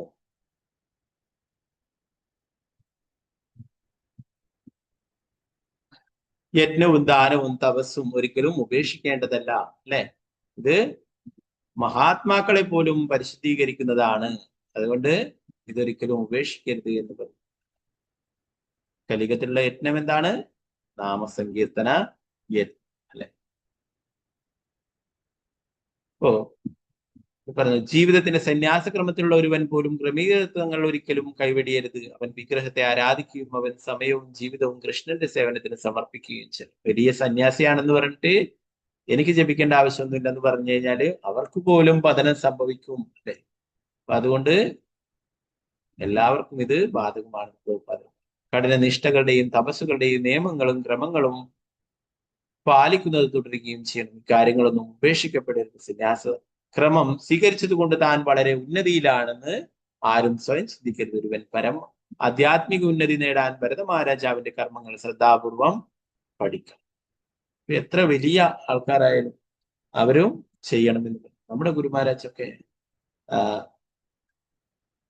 ശാരീരികമായിട്ട് കഴിയുന്നില്ലെങ്കിലും ഗുരുമഹാരാജ് ജപിക്കും, ആരതി ചെയ്യും. നമ്മൾ കണ്ടിട്ടുണ്ടാവും ദാമോദര മാസമൊക്കെ ശിഷ്യന്മാരൊക്കെ പിടിച്ച് പ്ലേറ്റ് പോലും സ്വന്തമായിട്ട് പിടിക്കാൻ കഴിയുന്നില്ലെങ്കിലും, ആരതി തട്ടൊക്കെ പിടിക്കാൻ കഴിയുന്നില്ലെങ്കിലും മറ്റുള്ള ശിഷ്യന്മാരൊക്കെ പിടിച്ചിട്ട് ആരതി ചെയ്യും. അപ്പൊ അങ്ങനെ ഓരോന്നും ജപിക്കും. അപ്പോ അത് ഓരോ കാര്യങ്ങളും അങ്ങനെ ചെയ്യും. ഭക്തി സേവനങ്ങൾ അത്രയും ഉയർന്ന ഭക്തനാണ് ശ്രീ പ്രഭുപാദന്റെ തുടക്കം. അങ്ങനെ ധാരാളം മഹാരാജ എല്ലാവരെ കുറിച്ചുമാണ് പറയുന്നത്. അവരൊക്കെ തന്നെയും ഇപ്പോഴും പ്രഭുപാദർ എന്താണ് പറഞ്ഞിട്ടുള്ളത് അത് കൃത്യമായിട്ട് പാലിച്ചുകൊണ്ടാണ് അവർ ഭക്തി. മറ്റേ പല സമ്പ്രദായങ്ങളും കാണാം, അവരൊക്കെ പതിച്ചു പോകുന്നു. എന്തുകൊണ്ടാണ്? അവരിതൊന്നും അനുഷ്ഠിക്കപ്പെടുന്നില്ല. അതുകൊണ്ട് എന്താണ്? ഭൗതികമായിട്ടുള്ള കാര്യങ്ങളിലേക്ക് അവരുടെ ശ്രദ്ധ പോകും. പിന്നീട് ക്രമേണ പതനം സംഭവിക്കുകയും ചെയ്യും. പ്രഭുപാദർ പറയുന്നു, അതുകൊണ്ട് ഒരുവൻ ആധ്യാത്മിക ഉന്നതി നേടാൻ ഭരത മഹാരാജാവിന്റെ കർമ്മങ്ങൾ ശ്രദ്ധാപൂർവം പഠിക്കണം. ഇതൊക്കെ നമുക്കൊരു എന്താ പറയാ, ഓരോരോ മുന്നറിയിപ്പുകളാണ്. ഇങ്ങനെ സംഭവിച്ചിരിക്കുന്നത് ഇന്നത് കൊണ്ടാണ്, അല്ലെ? കൂടുതൽ അറ്റാച്ച്മെന്റ് ഉള്ളത് കൊണ്ടാണ് മാറുന്നത്. ധാരാളം ആൾക്കാരെ കാണാം ഇപ്പോഴും ഇവിടെയൊക്കെ രാവിലെയൊക്കെ നടക്കാനൊക്കെ വൈകുന്നേരങ്ങളിലൊക്കെ നടക്കാനൊക്കെ കൊണ്ടുപോകും. പട്ടിയൊക്കെ വലിയ 4 വീലർ വണ്ടിയിലൊക്കെ കൊണ്ടുവന്നിട്ട് അവര് പാർക്കിലൊക്കെ വന്ന് കളിപ്പിച്ചിട്ടൊക്കെ കൊണ്ടുപോകും. അതിനെ ഉമ്മം കൊടുക്കുന്നുണ്ട്, അതിനെ പലതും വാങ്ങിച്ചു കൊടുക്കും. അങ്ങനെയൊക്കെ അതിനെ എപ്പോഴും ചെയ്യേണ്ടത് നല്ല തന്നെയാണ്. എന്നാൽ അവര് അവരുടെ കർത്തവ്യം ചുമതല മറന്നു പോകുന്നു. അതുകൊണ്ടാണ് ഇവിടെ ഭരത മഹാരാജാവിന് ഇങ്ങനെ സംഭവിച്ചത്. അപ്പൊ അത് നമുക്കൊരു പാഠമാണ്, നമുക്കൊരു മുന്നറിയിപ്പാണ്. പ്രഭുപാദർ പറയുന്നത് നമ്മളെപ്പോഴും ശ്രദ്ധാലുക്കളായിരിക്കണം എന്ന്. അപ്പൊ 9ാമത്തെ ശ്ലോകം പറയുന്നത് അഹോപദായം ഹരിണ ഗുണക കൃപണ ഈശ്വര രഥചരണം പരിഭ്രമണരയേണ സുഗുണ സുഹൃദ്ബന്ധുഭ്യ പരിവർജിത ശരണം ച മോഹശോദിതോ മാമേവ മാതാപിതരോ പ്രാദുജ്ഞാദീൻ യൗതികാം ശൈവോപയായ ജ്ഞാന്യം കശ്ചന വേദമയ്യതി വിശ്രബ്ദശാദ ഏവമയാ മത്പരായണസ്യ പോഷണ പാലനം പ്രീണനലാളന മനസൂയാനുഷ്ഠായം ശരണ്യോപേക്ഷാദോഷവിദുഷ.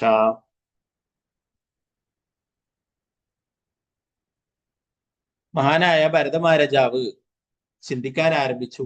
ആ കഷ്ടം, ഈ നിസ്സഹായ അവസ്ഥയിലായ മാൻകിടാവ് പരമദിവോത്കൃഷ്ണനായ ഭഗവാന്റെ പ്രതീതിയായ കാലത്തിന്റെ സമ്മർദ്ദത്താൽ എല്ലാ ബന്ധുമിത്രാദികളും നഷ്ടപ്പെട്ട് ഇപ്പോൾ എന്നിൽ ശരണം പ്രാപിച്ചിരിക്കുന്നു എന്നല്ലാതെ മറ്റാരെയും ഇതിനിപ്പോൾ അറിയില്ല. പിതാവായും മാതാവായും സഹോദരനായും ബന്ധുവായും ഞാൻ മാത്രം. ഈ മാൻ ഇപ്പോൾ അങ്ങനെയാവും ചിന്തിക്കുന്നത്. ഇതിന് എന്നിൽ പൂർണ്ണ വിശ്വാസമുണ്ട്. അതുകൊണ്ട് ഞാൻ അസൂയാലോ ആവുകയോ ഈ മാൻ മൂലം എന്റെ ക്ഷേമം നശിക്കുമെന്ന് ചിന്തിക്കുകയോ ചെയ്യരുത്.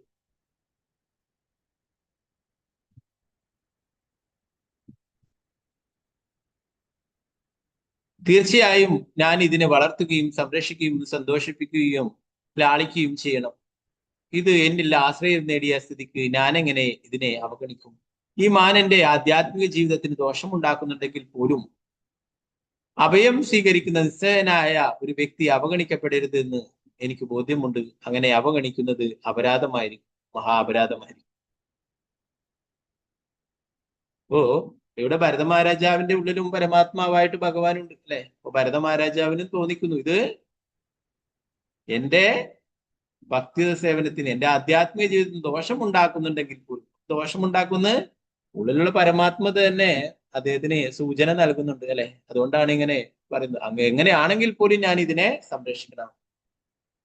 ഭാവാർത്ഥമേസി ഭക്തിവേദാന്ത സ്വാമി ശ്രീ പ്രഭുപാദിച്ച് ആധ്യാത്മിക അവബോധത്തിൽ അഥവാ കൃഷ്ണാബോധത്തിൽ പുരോഗതി ആർജിക്കുന്ന ഒരു വ്യക്തി സ്വാഭാവികമായും ഈ ഭൗതിക ലോകത്തിൽ ക്ലേശങ്ങൾ അനുഭവിക്കുന്ന എല്ലാ ജീവസത്തകളോടും സഹതാപമുള്ളവനായി തീരും. അത്തരത്തിൽ ഉന്നതനായ ഒരു വ്യക്തി പൊതുവെ എല്ലാ ജനങ്ങളുടെയും ക്ലേശങ്ങളെ പറ്റി ചിന്തിക്കുന്നു. എങ്ങനെ തന്നെ ആയാലും ഒരുവൻ പതിതാത്മാക്കളുടെ ഭൗതിക ദുരിതങ്ങൾ അറിയാതിരിക്കും. ഭരത മഹാരാജാവിന്റെ കാര്യത്തിൽ എന്ന പോലെ ശാരീരികമായ സൗഖ്യത്തിന് വേണ്ടി മാത്രം പ്രകടിപ്പിക്കുന്ന അനുകമ്പ പതനത്തിന് കാരണമാവുകയും ചെയ്യും. ഒരുവൻ യഥാർത്ഥത്തിൽ പതീതാത്മാക്കളോട്, കഷ്ടപ്പെടുന്ന മനുഷ്യ സമൂഹത്തോട് സഹാനുഭൂതി ഉള്ളവനാണെങ്കിൽ അവൻ ജനങ്ങളെ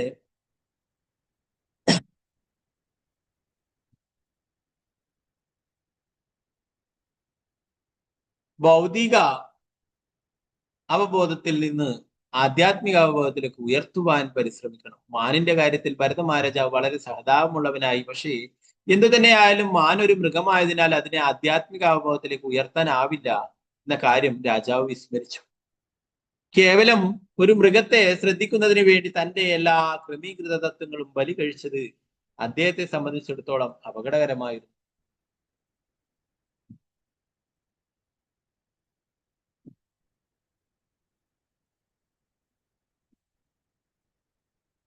ഭഗവത്ഗീതയിൽ പ്രാമാണികമായി പ്രസ്താവിച്ചിട്ടുള്ള തത്വങ്ങൾ പിന്തുടരപ്പെടണം. വ്യതയന്തി ഏതേ പുരുഷർഷഭ. ഭൗതിക ശരീരത്തെ സംബന്ധിച്ചിടത്തോളം നമുക്ക് ആർക്കു വേണ്ടിയും ഒന്നും ചെയ്യാനാവില്ല. എങ്ങനെ തന്നെയായാലും നമ്മൾ സ്വയം ക്രമീകൃത തത്വങ്ങൾ പിന്തുടരുന്ന പക്ഷം കൃഷ്ണന്റെ കാരുണ്യത്താൽ നമുക്കൊരു വ്യക്തിയെ ആധ്യാത്മിക അവബോധത്തിലേക്ക് ഉയർത്താൻ കഴിഞ്ഞേക്കും. നമ്മൾ നമ്മുടെ സ്വന്തം ആധ്യാത്മിക കർമ്മങ്ങൾ തള്ളിക്കളഞ്ഞിട്ട് മറ്റുള്ളവരുടെ ശാരീരിക സുഖത്തെ പറ്റി ചിന്തിച്ചിരുന്നാൽ നാം ആപൽക്കരമായ ഒരു അവസ്ഥയിലേക്ക് നിപതിക്കും.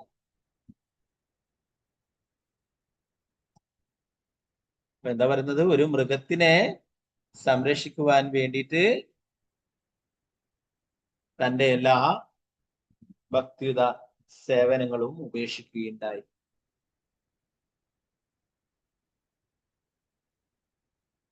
ഇപ്പോ പ്രഭുപാദർ പറയുന്നു, നമ്മള് വേറെ ആരോടെങ്കിലും കാരുണ്യം കാണിക്കണമെന്നുണ്ടെങ്കിൽ എന്താണ്, അവരെ ഭൗതിക അവബോധത്തിൽ നിന്നും ആധ്യാത്മിക അവബോധത്തിലേക്ക് കൊണ്ടുവരികയാണ് വേണ്ടത്. അതാണ് യഥാർത്ഥമായിട്ടുള്ള അനുകമ്പ.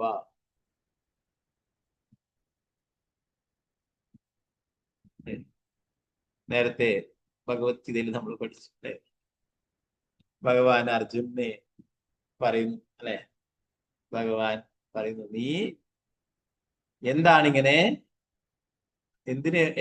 നീ പറയുന്നത് ഇങ്ങനെ അനുകമ്പ കാണിക്കുന്നത് അല്ലെ? ശത്രുപക്ഷത്തിലുള്ളവരെ കൗരവരെ കുറിച്ച് അവരെ വധിക്കുന്നതിന് കൂട് താല്പര്യമുണ്ടായിരുന്നില്ല എന്ന് പറഞ്ഞു അല്ലെ. എനിക്ക് അത് അവരെ വധിച്ചിട്ട് എനിക്ക് രാജ്യം വേണ്ട അല്ലെ. ഭഗവാൻ അവിടെ പറയുന്നു, നിനക്ക് എന്താണ് ഒരു തെറ്റായിട്ടുള്ള അനുകമ്പ, എന്താണ് ശരീരത്തിനോടുള്ള അനുകമ്പ. അതുപോലെ ഇവിടെ പറയുന്നു, ആ മൃഗത്തിന്റെ ശരീരത്തിനോടാണ് അനുകമ്പ കാണിക്കുന്നത്. യഥാർത്ഥത്തിൽ നമ്മൾ മറ്റുള്ളവരോടും സഹതാപമുള്ളവരെ അനുകമ്പ കാണിക്കുമ്പോൾ, ദയ കാണിക്കുമ്പോൾ എന്താണ്, അവരെ എന്നേക്കുമായിട്ട് മോചിപ്പിക്കുവാൻ സാധിക്കുമെങ്കിൽ അതാണ് ഏറ്റവും നല്ല പരോപകാരം. ശ്രീ ചൈതന്യ മഹാപ്രഭു പറയുന്നു അല്ലെ, നമ്മൾ സ്വയം കൃഷ്ണാബോധവാന്മാരാവുകയും മറ്റുള്ളവർക്ക് കൃഷ്ണാബോധം നൽകുകയും ചെയ്യും. പലരെയും പലതരത്തിലും സഹായിക്കാനായിട്ട് ശ്രമിക്കും അല്ലെ. എന്നാൽ അതൊക്കെ അവരുടെ ശരീരത്തിന് വേണ്ടുന്ന കാര്യങ്ങൾ മാത്രം. എന്നാൽ അവരുടെ ആത്മാവിനെ ഈ ഭൗതിക ബന്ധനത്തിൽ നിന്ന് മോചിപ്പിക്കുവാൻ അത് മതിയാവില്ല അല്ലെ. എന്താണ്, നമ്മൾ പലരും ഭക്ഷണം കൊടുക്കും അല്ലെ, വസ്ത്രം കൊടുക്കും, ജോലി വാങ്ങിച്ചു കൊടുക്കും. അപ്പൊ ഇതൊക്കെ ആവശ്യം തന്നെയാണ്. എന്നാൽ അതുകൊണ്ട് ഇവിടുന്ന് അവരുടെ പ്രശ്നങ്ങൾ തീരുന്നില്ല അല്ലെ. ഭക്ഷണം കൊടുത്തു കഴിഞ്ഞാൽ 3-4 മണിക്കൂർ കഴിയുമ്പോൾ വീണ്ടും വിശക്കും. വസ്ത്രങ്ങൾ കൊടുത്താൽ അത് കുറച്ച് കഴിയുമ്പോൾ പഴകി കീറി വീണ്ടും ആവശ്യമായിട്ട് വരും. ജോലി കൊടുത്തു കഴിഞ്ഞാൽ അത് പണം പോരാതെ വീണ്ടും ജോലി ആവശ്യമായി, വേറെ പണത്തിന് ആവശ്യമായിട്ട്. എല്ലാത്തിനും ഒരു ലിമിറ്റ് ഉണ്ട്. എന്നാലേ നമ്മള് അവർക്ക് ആധ്യാത്മിക ജ്ഞാനം നൽകുകയാണെങ്കിൽ എന്താണ്, ഭഗവാനും അവരും തമ്മിലുള്ള ബന്ധം വിസ്മരിച്ചത് കൊണ്ടാണ് ഈ ഭൗതിക ലോകത്തിൽ ഇങ്ങനെ കഷ്ടപ്പെടുന്നത്. ഭഗവാൻ ആരാണ്, നമ്മൾ ആരാണ്, ഭഗവാന്റെ ശാശ്വതമായിട്ടുള്ള അംശമാണ്. നമ്മുടെ യഥാർത്ഥ ധർമ്മം എന്ന് പറയുന്നത് ഭക്തിയുത സേവനങ്ങൾ അനുഷ്ഠിക്കുക. ഇതൊക്കെ മനസ്സിലാക്കിയിട്ടുള്ള ഒരു വ്യക്തിക്ക് ഭക്തിയുത സേവനങ്ങൾ അനുഷ്ഠിക്കുകയും തിരിച്ച് ഭഗവാന്റെ അടുത്തേക്ക് പോകാനായിട്ട് സാധിക്കും. ഭൗതിക ലോകത്തിൽ ഉള്ളിടത്തോളം കാലം തീർച്ചയായിട്ടും ദുരിതങ്ങൾ അനുഭവിക്കേണ്ടതായിട്ട് തന്നെ വരും. ഇതിന് യാതൊരു സംശയം. യഥാർത്ഥത്തിൽ നമ്മൾ ഒരാളെ സ്നേഹിക്കുന്നുണ്ടെങ്കിൽ എന്താണ്, അവർക്ക് കൃഷ്ണാബോധം നൽകിയാണ് വേണ്ടത്. നമ്മൾ നേരത്തെ പഠിച്ചു, ഗുരുവിന്റെ സസ്യാസത്തിനെ ഋഷഭദേവന് ഉപദേശിക്കും അല്ലെ.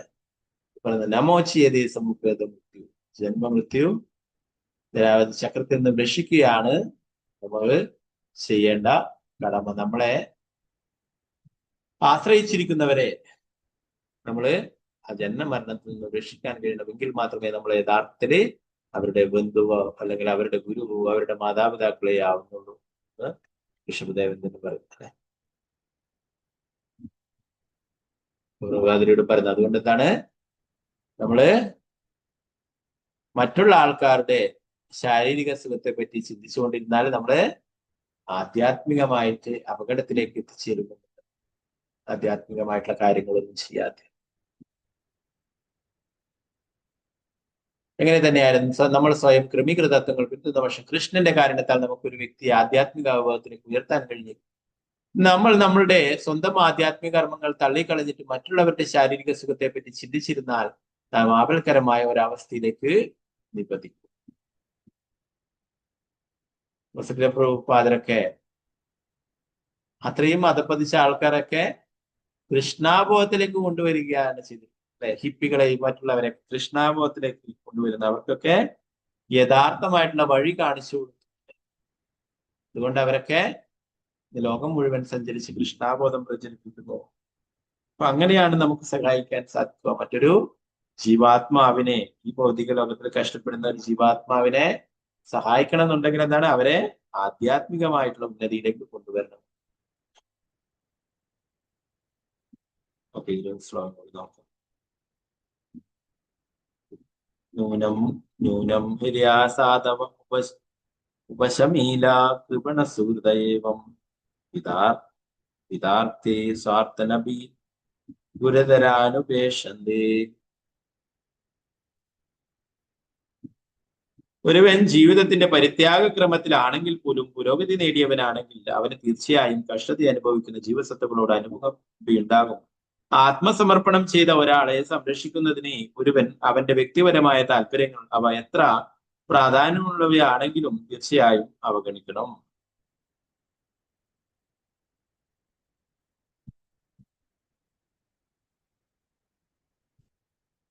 ഭാവാർത്ഥം ഭക്തിവേദാന്ത സ്വാമി പ്രഭുപാദ.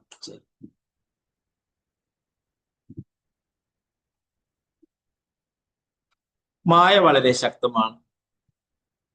പരോപകാരശീലത്തിന്റെയും ജീവകാരുണ്യത്തിന്റെയും കമ്മ്യൂണിസത്തിന്റെയും ഒക്കെ പേരുകളിൽ ജനങ്ങൾ ലോകത്തിലെമ്പാടുമുള്ള മനുഷ്യ സമൂഹത്തോട് സഹതാപം പുലർത്തും. പക്ഷെ ജനങ്ങളുടെ ഭൗതികാവസ്ഥകൾ ഉയർത്തുക അസാധ്യമാണെന്ന് അവർക്ക് ബോധ്യമില്ല. ഭൗതികാവസ്ഥകൾ ഒരുവന്റെ കർമ്മത്തിന്റെ അടിസ്ഥാനത്തിൽ പരമോന്നത ഭരണകൂടത്താൽ നേരത്തെ തന്നെ സ്ഥാപിക്കപ്പെട്ടിട്ടുള്ളതാണ്. അവ മാറ്റാനാവില്ല.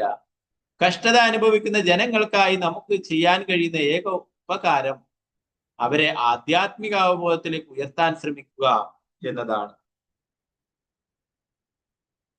ഭൗതിക സുഖങ്ങൾ വർദ്ധിപ്പിക്കുവാനോ കുറയ്ക്കുവാനോ കഴിയില്ല. അതിനാൽ ശ്രീമദ് ഭാഗവതത്തിൽ 1:5-18 പറഞ്ഞിരിക്കുന്നു, തൻ ലഭ്യതേ ദുഃഖവത് അന്യതാസുഖം. ഭൗതിക സന്തോഷത്തെ സംബന്ധിച്ചിടത്തോളം അവ പ്രയത്നം കൂടാതെ വരുന്നു. പ്രയത്നം കൂടാതെ ദുഃഖങ്ങൾ വരുന്നത് പോലെ ഭൗതിക സന്തോഷവും വേദനയും ഒട്ടും പ്രയത്നിക്കാതെ നേടാൻ കഴിയും. ഭൗതിക പ്രവർത്തനങ്ങൾക്ക് വേണ്ടി ആരും ക്ലേശിക്കേണ്ടതില്ല. ഒരുവൻ മറ്റുള്ളവരോട് സഹതാപമുള്ളവനാ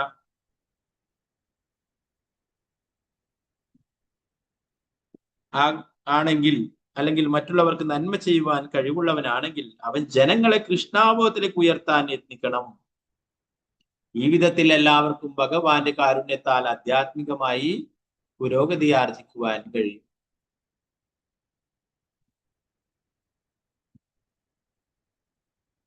നമുക്ക് ഉപദേശമാകുന്നതിന് വേണ്ടി ഭരത മഹാരാജാവ് ആ രീതിയിൽ പ്രവർത്തിച്ചു. ശരീരത്തിന്റെ അടിസ്ഥാനത്തിലുള്ള ക്ഷേമ പ്രവർത്തനങ്ങൾ എന്ന് പറയപ്പെടുന്ന കാര്യങ്ങളാൽ തെറ്റായി നയിക്കപ്പെടാതിരിക്കുവാൻ നമ്മൾ വളരെ ശ്രദ്ധാലുക്കളായിരിക്കണം. എന്ത് വില കൊടുക്കേണ്ടി വന്നാലും വിഷ്ണു ഭഗവാന്റെ അനുഗ്രഹം നേടാനുള്ള താല്പര്യം ഒരുവൻ ഉപേക്ഷിക്കുന്നു. പൊതുവെ ജനങ്ങൾക്ക് ഇതറിയില്ല, അല്ലെങ്കിൽ അവരിത് വിസ്മരിക്കുന്നു. പരിണിത ഫലമായി വിഷ്ണുവിന്റെ അനുഗ്രഹം നേടുകയെന്ന അവരുടെ യഥാർത്ഥ താല്പര്യം അവർ ബലി കഴിക്കുന്നു. പകരം ശാരീരിക സുഖത്തിനു വേണ്ടിയുള്ള പരോപകാര പ്രവർത്തനങ്ങളിൽ മുഴുവൻ.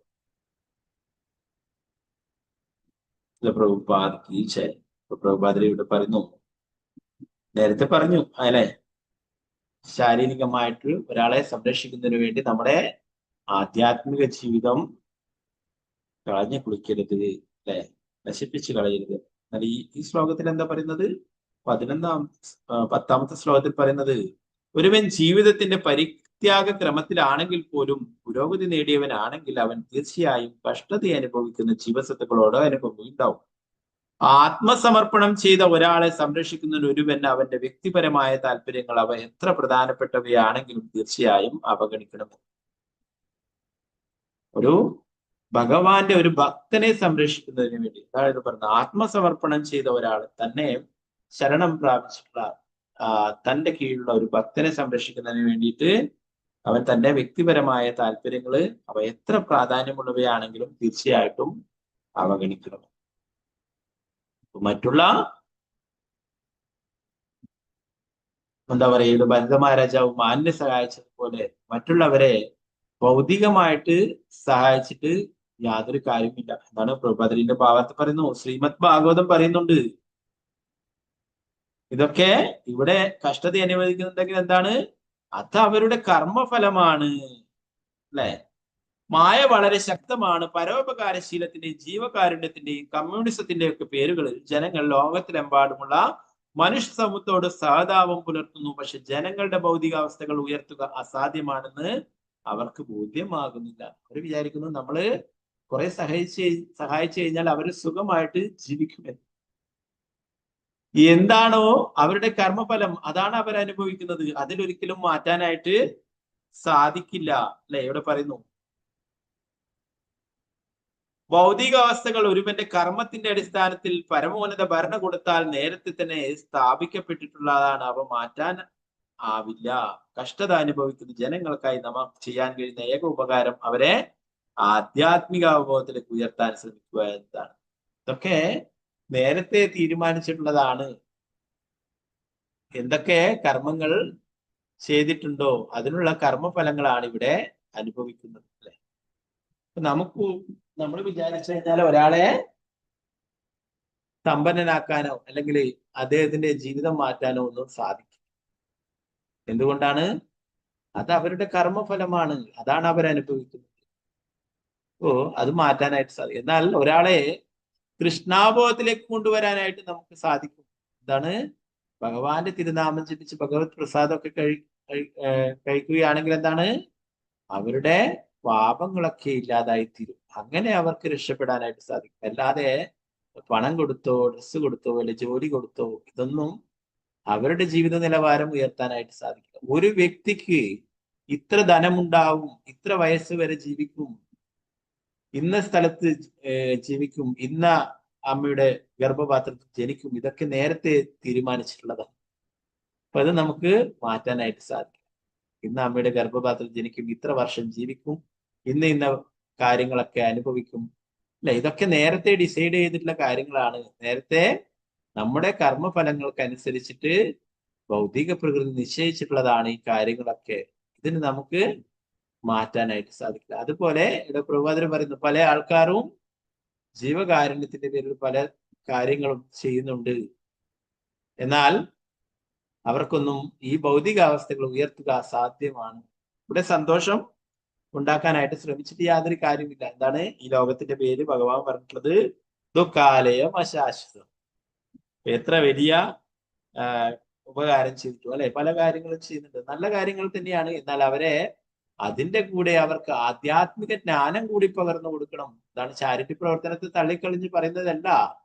അത് ഈ ഭൗതിക ലോകത്തില് നിൽക്കാനായിട്ട് അവർക്ക് സഹായിക്കുന്നത്. എന്നാൽ ഈ ഭൗതിക ലോകത്തിൽ നിന്ന് എന്നേക്കും മോചനത്തിനായിട്ട് സഹായിക്കുന്നതാണ് അവർക്ക് ആധ്യാത്മിക ജ്ഞാനം നൽകുന്നത്. ഇതൊക്കെ നല്ല കാര്യം തന്നെ. വീടില്ലാത്തവർക്ക് വീട് വെച്ച് കൊടുക്കുക, ഭക്ഷണമില്ലാതെ ഭക്ഷണം കൊടുക്കുക, ഇതൊക്കെ ചെയ്യുന്നതിന് കൂടെ അവർക്ക് ആധ്യാത്മിക ജ്ഞാനം കൂടി പകർന്നു നൽകണം. അപ്പൊ അത് അവരെ ഈ ഭൗതിക ലോകത്ത് നിന്ന് മോചിപ്പിക്കുവാനായിട്ട്. മറ്റുള്ളതൊക്കെ എന്താണ്? ഇവിടെ തന്നെ കഴിയാനാണ്. അല്ലെ? നമ്മൾ പറഞ്ഞു, നമ്മൾ നേരത്തെ ദേവി ദേവന്മാരുടെ അനുഗ്രഹങ്ങളെ കുറിച്ചിട്ടൊക്കെ പറഞ്ഞു അല്ലെ? നമ്മൾ ഈ ഭൗതിക ലോകത്തിലെ ജയിലിലാണുള്ളത്. നമ്മൾ ഇവിടെ വന്നു അല്ലെ? ദേവി ദേവന്മാരെയൊക്കെ ആരാധിച്ച് അവരെ അനുഗ്രഹങ്ങളൊക്കെ നൽകുമ്പോൾ എന്താണ്? നമ്മൾ ഈ ജയിലിൽ തന്നെ സുഖമായിട്ട് കഴിയാനായിട്ട് അവര് സഹായങ്ങൾ നൽകുകയാണ് ചെയ്യുന്നത്. അപ്പൊ നമ്മൾ ഇവിടുന്ന് രക്ഷപ്പെട്ടു പോകണമെന്ന് അവരാഗ്രഹിക്കുന്നില്ല, നമ്മളും ആഗ്രഹിക്കുന്നില്ല അല്ലെ? എന്നാൽ ഭഗവാൻ ഓരോ ജീവാത്മാക്കളും തിരിച്ച് ഭഗവാന്റെ അടുത്തേക്ക് എത്തണമെന്ന് ഭഗവാൻ ആഗ്രഹിക്കും. ആരൊക്കെയാണോ ഭഗവാനെ ശരണം പ്രാപിക്കും, തീർച്ചയായിട്ടും അവരുടെ എല്ലാ പാപഫലങ്ങളും ഇല്ലാതാക്കി ഭഗവാൻ തിരിച്ചു പോകും.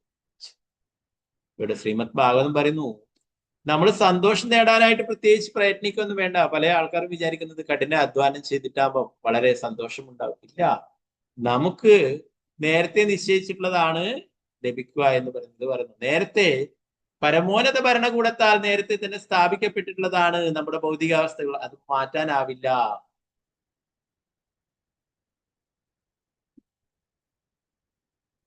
നമുക്ക് ചെയ്യാൻ കഴിയുന്ന ഒരേ ഉപകാരം അവരെ ആധ്യാത്മിക അവബോധത്തിലേക്ക് ഉയർത്തുവാൻ ശ്രമിക്കുക എന്നതാണ്. ഭൗതിക സുഖങ്ങൾ വർദ്ധിപ്പിക്കുവാനോ കുറയ്ക്കുവാനോ കഴിയില്ല. ഇതൊക്കെ നേരത്തെ നിശ്ചയിച്ചിട്ടുള്ള നമ്മുടെ കർമ്മഫലങ്ങൾക്ക് എത്രമാത്രം നമ്മൾ പുണ്യപ്രവൃത്തികൾ ചെയ്തിട്ടുണ്ടോ അതിന് മാത്രം നമുക്കിവിടെ സന്തോഷം ലഭിക്കും, നമുക്കിവിടെ സുഖങ്ങൾ അനുഭവിക്കുവാനും സാധിക്കും. എത്രമാത്രം പാപപ്രവൃത്തികൾ ചെയ്തിട്ടുണ്ടോ അതിന്റെ ഫലമായിട്ട് കഷ്ടതകൾ അനുഭവിക്കുകയും ചെയ്യണം. അതിനാൽ ശ്രീമദ് ഭാഗവതത്തിൽ 1:5-8 പറഞ്ഞിരിക്കുന്നു,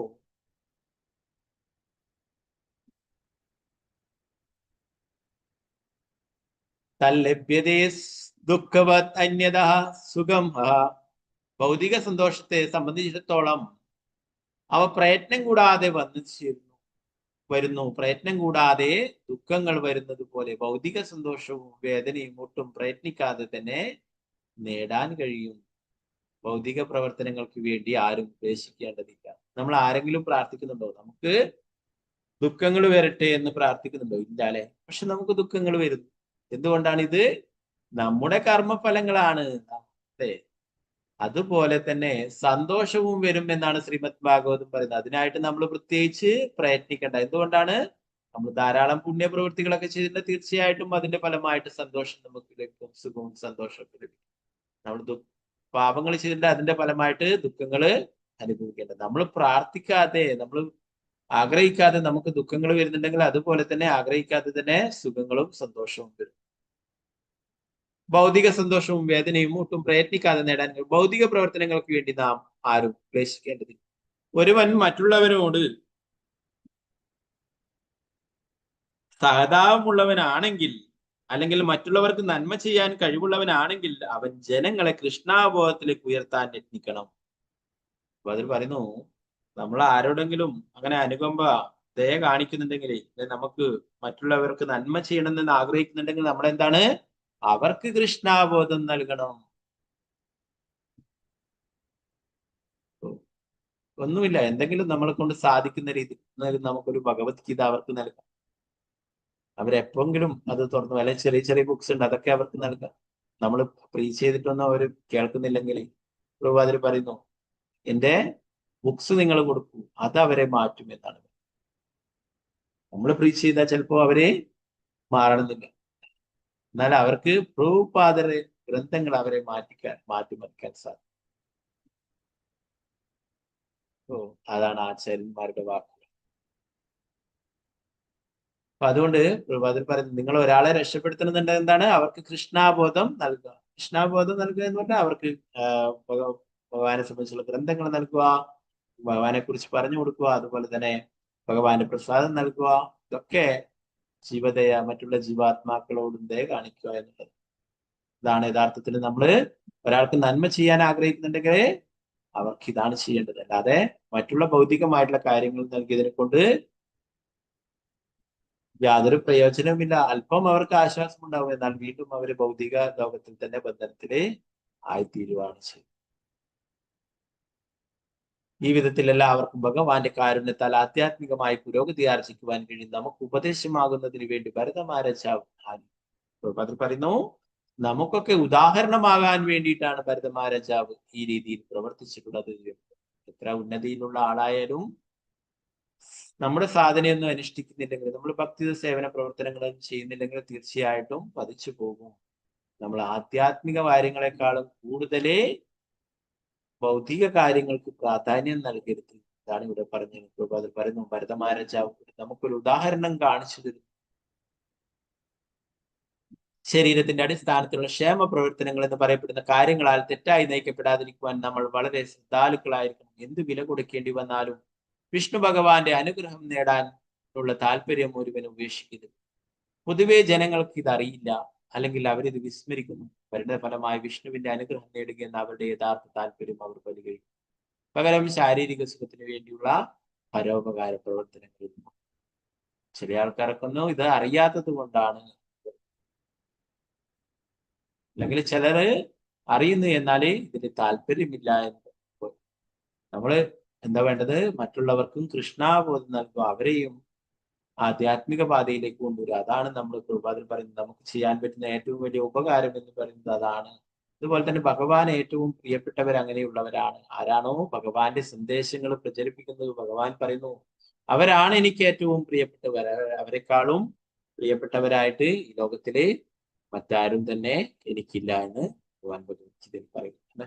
നമ്മൾ എന്താ പ്രഭുപാദർ പറയുന്നത്? നമ്മള് ഈ ശരീരത്തിനോടല്ല അനുകമ്പ കാണിക്കേണ്ടത്, ദയ കാണിക്കേണ്ടത്.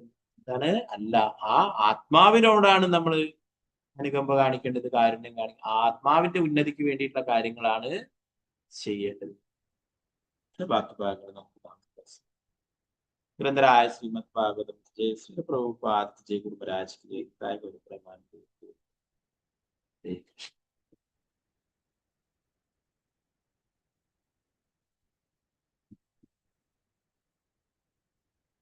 അടുത്ത ഭാഗങ്ങൾ എന്തെങ്കിലും സംശയങ്ങളുണ്ടെങ്കിൽ കയർത്താം, ഉണ്ടെങ്കിൽ ക്ലാസ് വെച്ച് കൊടുക്കാം. ഹരേ കൃഷ്ണ. വാഞ്ചകൽപതരൂപശ്ച കൃപാ സിന്ധുഭ്യവച പതിതാനം പാവനഭ്യോ വൈഷ്ണവേഭ്യോ നമോ നമഃ. അനന്തകോടി വൈഷ്ണവ ജയ ശ്രീ പ്രഭുപാദ്. ഹരേ കൃഷ്ണ.